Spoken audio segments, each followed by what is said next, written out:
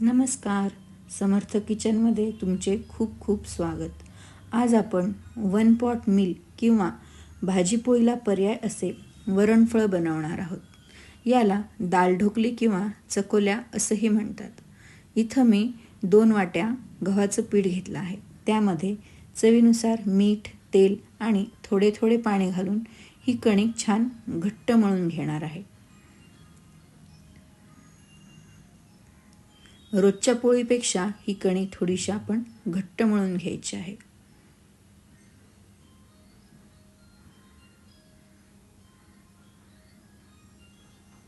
इथे आपली कणिक मळून तयार झाली आहे. त्याला आता 1 चमचा तेल लावून घ्यायचे आणि 10 मिनिटं झाकून ठेवायचे. 10 मिनिटानंतर आपली कणिक ही छान मऊसूत होते. त्याचे आपण आता छोटे छोटे गोळे बनवून घेऊ. मी इकडे आता गॅस चालू केला आहे. त्यावर जड बुडाचे एक भांडे ठेवून घेणार आहे, जेणेकरून खाली आपल्याला करपणार नाही.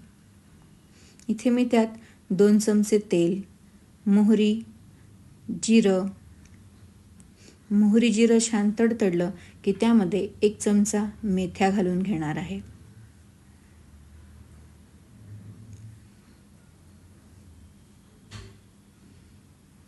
कढीपत्त्याची पानं, हिंग. मी इथे तुरीची डाळ शिजवून छान घोटून घेतलेली आहे. ती आता मी यामध्ये ॲड करणार आहे.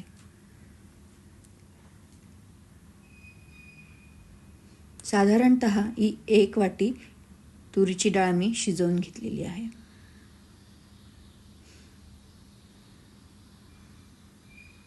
त्यामध्ये मी साधारण 2 वाट्या पाणी घातलेले आहे. हे वरण आंबट गोड असते, त्यामुळे मी ते चिंचेचा कोळ, गूळ घालणार आहे. त्यामध्ये 2 चमचे सांबर मसाला, अर्धा चमचा हळद, 2 चमचे तिखट,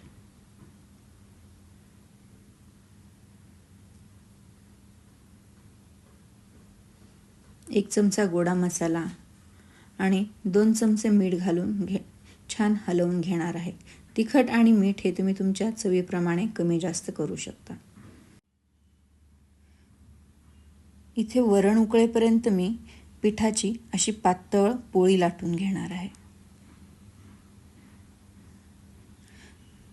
पातळ पोळी लाटली की त्याचे कापही छान छोटे होतात आणि पटकन शिजतातही.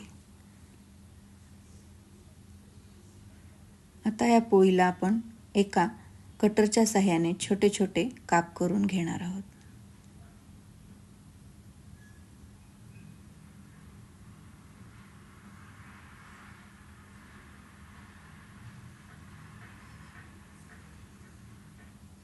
इकडे आपले वरणही उकळलेले आहे.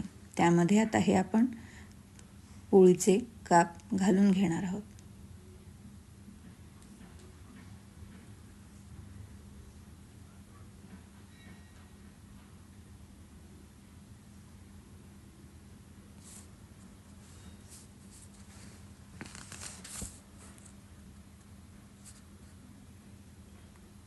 एक एक करून मी इथे सर्व पोळ्या लाटून त्याचे छोटे छोटे काप करून हे वरणात मी सोडून घेणार आहे.